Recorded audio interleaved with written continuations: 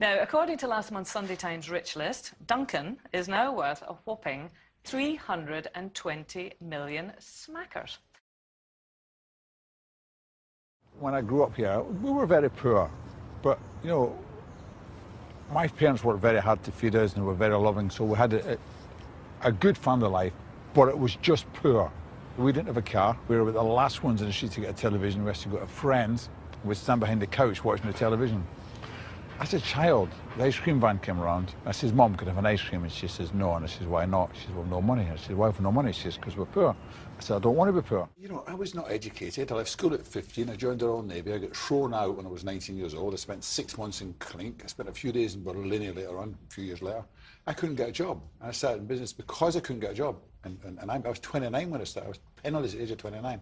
And I started in business. When I left Clydebank, the overriding feeling was that I wanted to see the world. It wasn't that I hated Clydebank. I just didn't have a life. And I wanted to create a life for myself and see something different. Aged 15, Duncan joined the Navy, signing up for 12 years in the ship's engine room. But he found it hard to take orders, and aged 19 was court-martialed for attempting to throw his commanding officer overboard.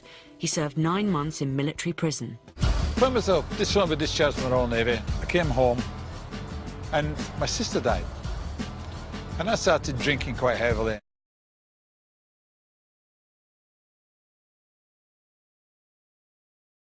After his sister's death, Duncan hit rock bottom. He was arrested for being drunk and disorderly, and aged 24, he was locked up in Barlinnie prison here in Glasgow. When you go in these big gates, you're in that cell, you think, my God, my life's over. A lot of people don't realise just the depth of how low I went. My life could have been so very different. I could have ended up in here more than once. With his unconventional CV, Duncan says he had the perfect skill set to apply for one job: becoming an entrepreneur. When you have a criminal record, no qualifications, no references, the best option is starting your own business, because no one can stop you. In 1980, he had moved to Stockton-on-Tees in the northeast. There, he spotted an opportunity that was about to change his life. When I was 30, I worked in a bakery. To supplement my income, I'd go to the car auction, buy the odd car, do it up and sell it.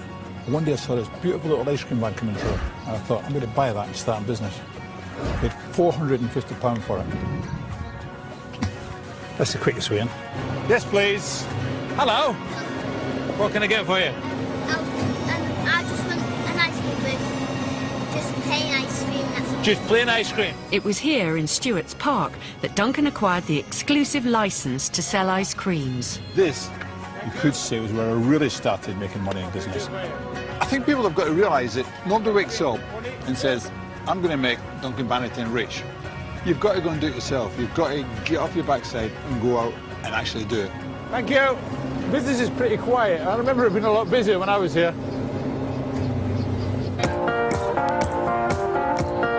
Duncan's super ices expanded rapidly.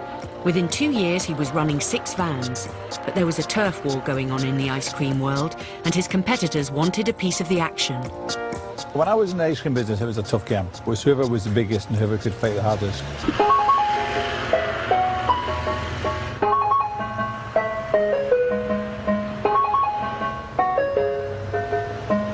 They would come along and see where we were, and they knew the route, and so they would try and get in front of us and sell ice cream in front of us and try and put us out of business. They were chasing each other around. Sometimes it got a bit heated, and sometimes it came to fisticuffs. Duncan wasn't easily intimidated. Within 3 years, he was running a business with a turnover of £250,000. I was making profits of about between £30,000 and £60,000 per year, depending on how the summer went. And I sold the business for £28,000. Duncan's next venture couldn't have been more different. In the early 80s, new benefits for the care of the elderly were introduced by the government. There was more money to be made from the private care home business, and Duncan wanted a slice of it. Margaret Thatcher was in government, and she decided she was going to change the way our elderly population were looked after. Everybody said that would make a lot of people very rich.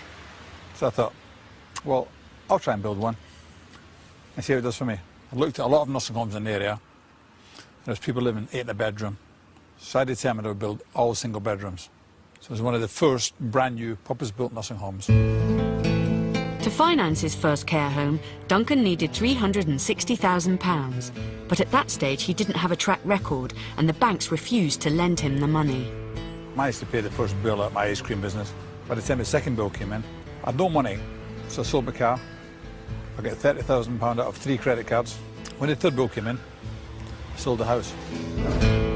Having sold everything, Duncan still had outstanding debts for the building work, and he needed extra finance. The business was now valued at £600,000, and Duncan went back to the bank to ask if they could now offer him some help. The bank manager says, well, it's only worth that if it's full.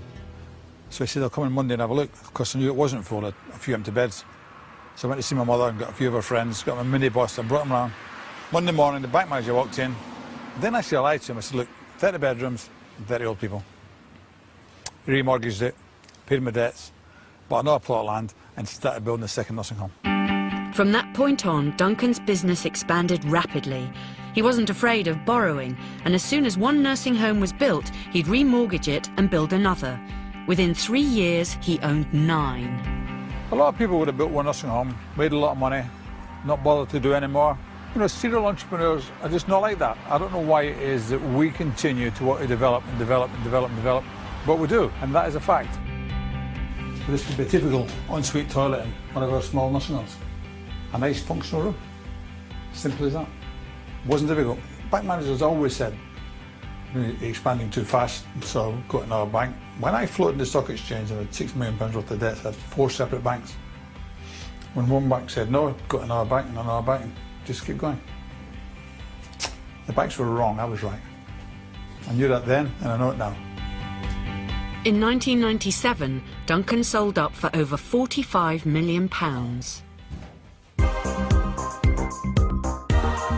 Fast forward 11 years, and Duncan's business empire includes 61 health clubs and 3 hotels.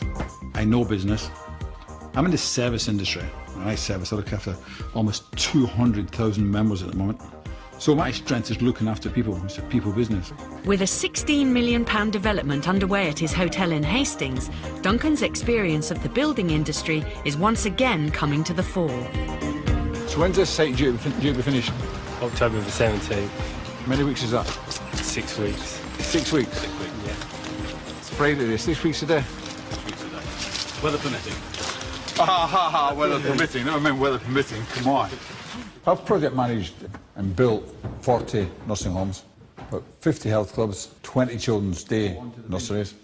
The important thing is, when you're building this, you get a fixed price with the builder, fixed price with the architect, and everybody's got to be finished on a specific date. If they're not finished, they pay me a penalty clause. Makes us sweat, but, you know. It's not that easy, is it? Or everyone would be doing it. It is that easy. And Is everybody could do it. I mean, basically, up till 30, you were a bit of a bum. And then within 7 years, you were a multi-millionaire. What did you start doing differently? You must have started doing something differently. Well, I started in business by selling ice cream, and then I bought the opposition van, and I bought a few more vans, and it went from there. And then I decided I was going to get the nursing home business. I was going to buy a plot of land to build a brand new nursing home with single bedrooms. And so I sold everything. I sold my house, my colour television, my ice cream business, my car, everything. I mortgaged a lot, borrowed money in credit cards. I knew when the nursing home was open, it'd be worth more than what it cost, and it was, and it paid off all my debts, and that was it. I still think something must have clicked in your head. Does it help having nothing to lose? Yeah, absolutely, yeah. Because you said, you know, you sold this, you sold that, and but if you've got a family already, and you're one of these people who's been brought up to scrimp and save, and you've got lots of dependents, then you've got too much to lose to take the risk. Yeah, if you read the autobiographies of a lot of entrepreneurs, successful entrepreneurs, you'll see that most of them have had no education or less school, so they couldn't get jobs as accountants or bank managers on £300,000 a year, or bankers and things like that. So they had no choice. Either they start in business or they get a job sweeping the streets or some low-paid job. Sometimes when you think this is a very lonely life, when you're the person running the business, making the money, before you've gone through a few years of it, and you think, this is terrible, this is hard.